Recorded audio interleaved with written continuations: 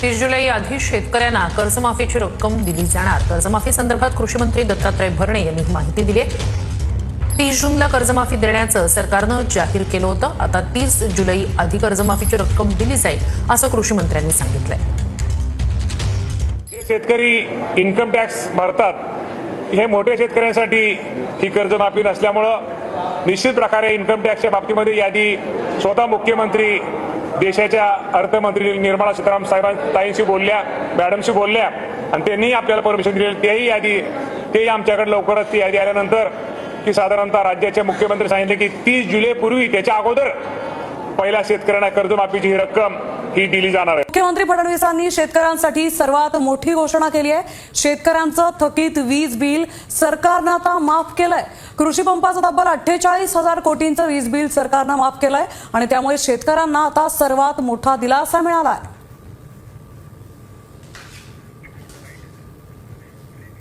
की 7.5 horse power पर्यंत आता तुम्हाला बिल येत नाही, पण तुमच्या प्रत्येकाच्या नावाने जुनं बिल आहे। प्रत्येकाच्या नावाने आहे, ते खात्यात आहे, लिहून ठेवलं आहे, कधीतरी वसुलीला येऊ शकतं। आणि कुठलंही दुसरं कनेक्शन घ्यायचं झालं तर तो लाईनमन चेक करतो, तुमच्यावर तर आहे जुनं बिल, मिळत नाही तुम्हाला। आणि म्हणून आता मी हा निर्णय घेणार आहे की 7.5 हॉर्स पॉवर पर्यंतचं जे जुनं बिल आहे 48,000 कोटी रुपयाचं जुनं बिल वसूल करायचं आहे। ते 48,000 कोटी रुपयाचं जुनं बिल आम्ही माफ करणार आहोत। मुख्यमंत्र्यांनी 48,000 कोटींचं जुनं वीज बिल माफ करण्याची घोषणा करताच सभागृहात उपस्थित असलेल्या शेतकऱ्यांनी मोठा जल्लोष केला आणि या घोषणेचं स्वागत केलं।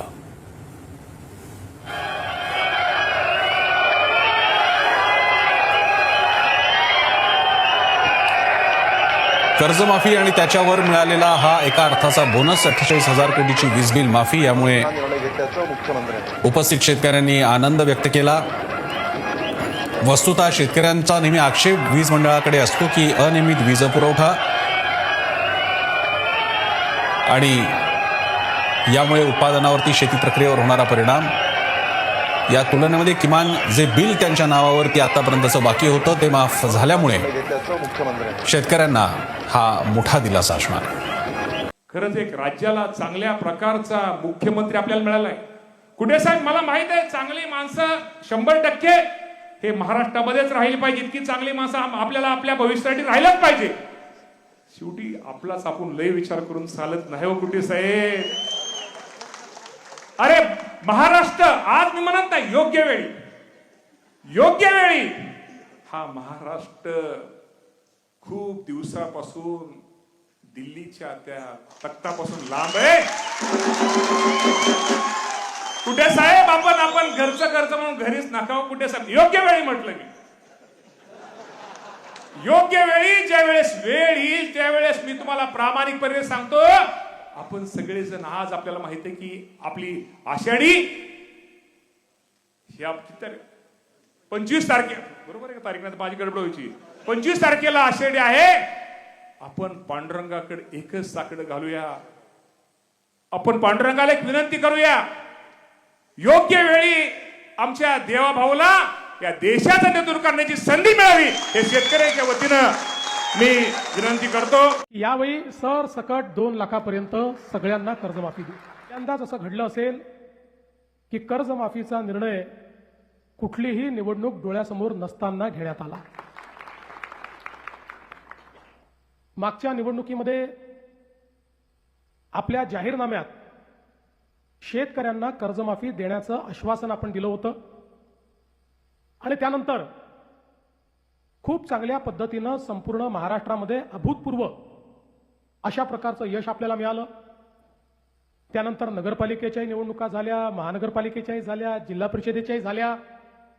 सगळ्या निवडणुकांमध्ये भारतीय जनता पार्टी आणि महायुतीला महाराष्ट्राच्या जनतेने भरभरून दिलं आणि न भूतो अशा प्रकारचं मॅन्डेट, अशा प्रकारचा विजय आपल्याला मिळाला। केवळ राजकीय विचार केला असता तर समोर आता कुठली निवडणूक उरलेली नाही। त्यामुळे आता पुन्हा 2029ला लोकांसमोर जायचं आहे, तर 29च्या जानेवारीत आपण कर्जमाफी करू अशा प्रकारचा राजकीय विचार आपल्याला करता आला असता। पण आपल्याकरता कर्जमाफी असेल, शेतकऱ्यांच्या हिताचे निर्णय असतील, हा कुठलाही निर्णय राजकारणाशी संबंधित नाही आहे. राजकारण आपल्या जागी आहे, ते आपण करतो, ते करावंही लागेल. पण शेतकऱ्याचं हित बघत असताना कुठल्या गोष्टीमध्ये शेतकऱ्यांना कधी कुठला निर्णय हिताचा असेल याचा विचार करून तो निर्णय घेतला पाहिजे.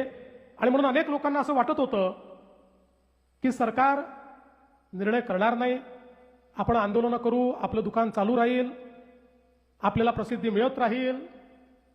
परंतु त्यांना हे माहिती नव्हतं, हे महायुतीचं सरकार आहे, हे शेतकऱ्यांच्या देवाभाऊचं सरकार आहे. आणि म्हणून आपण कर्जमाफीचा निर्णय घेतला, 2 लाखापर्यंत कर्ज माफ करण्याचा निर्णय घेतला. आणि त्याचसोबत ज्यांनी नियमित कर्ज भरलाय त्यांनाही 50,000 रुपये देण्याचा निर्णय आपण घेतला. हे खरं आहे की हा निर्णय घेत असताना एक अट आपण टाकली होती, आणि ती अट अशी होती की 2019च्या कर्जमाफी योजनेमध्ये ज्यांना त्याचा फायदा मिळालाय त्यांना या योजनेचा फायदा मिळणार नाही. राज्यामध्ये 2008ला देशाची कर्जमाफी झाली आणि 2009ला राज्याची कर्जमाफी झाली. 2009च्या कर्जमाफीमध्ये तेव्हाच्या सरकारने 2008च्या कर्जमाफीतल्या लोकांना वगळलं. 2017ला आपण कर्जमाफी केली, त्याही वेळी ज्यांना फायदा यापूर्वी मिळाला होता त्यांना आपण वगळलं.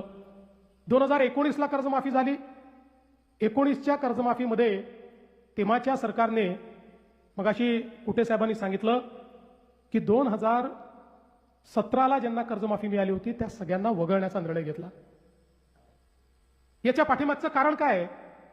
तर आत्ताही आपण कर्जमाफीच्या संदर्भात जी समिती तयार केली होती त्या समितीने आपल्याला अहवाल देताना सांगितलं की याचा फायनान्शियल इम्पॅक्ट मोठा नाही, 3-4 हजार कोटी रुपयेच लागतील.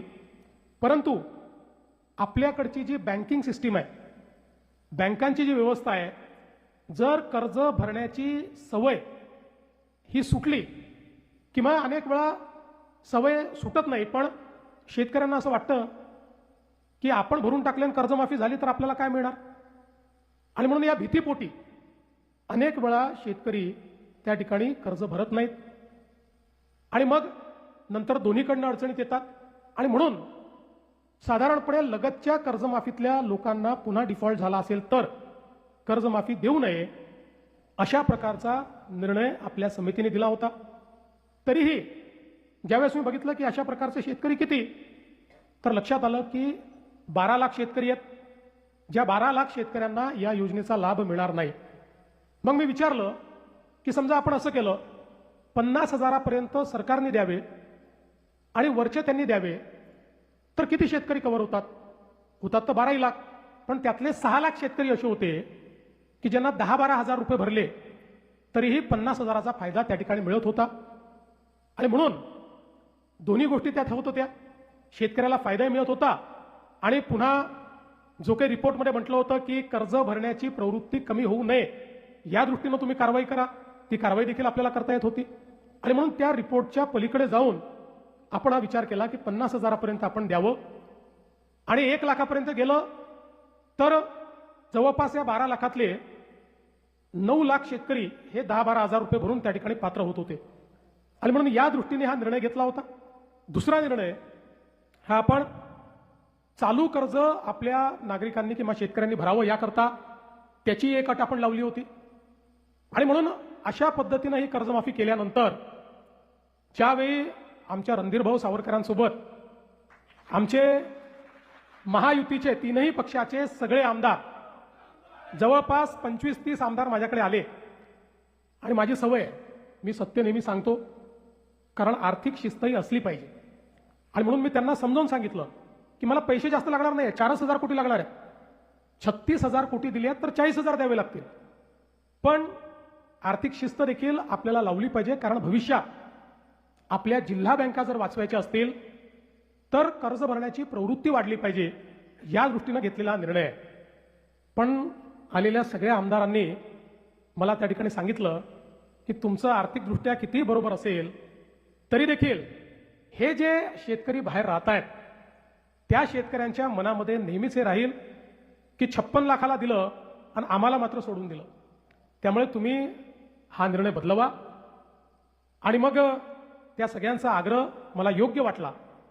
मी आमच्या सगळ्या नेत्यांशी चर्चा केली आणि त्या ठिकाणी निर्णय केला की यावेळी त्यामुळे आता जे 19च्या योजनेतही पात्र होते पण नंतर डिफॉल्टमध्ये गेले तेही 12 लाख शेतकरी याच्यामध्ये पूर्णपणे एकही पैसा त्यांना भरण्याची आवश्यकता नाही.